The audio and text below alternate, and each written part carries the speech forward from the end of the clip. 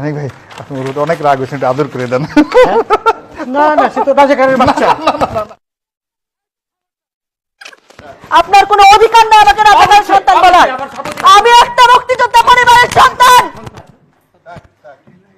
আপনি আমার সাথে আপনার কোনো অধিকার নেই আমাকে রাজাকারের বাচ্চা বলার। 100 ভাগ আছে। আমি একটা মুক্তিযোদ্ধা পরিবারের সন্তান।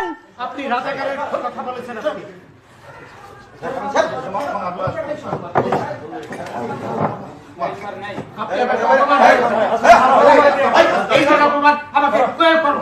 আমি একটা মুক্তিযোদ্ধা পরিবারের সন্তান, আপনি আমাকে রাজাকার কোন সাহসে বলেন?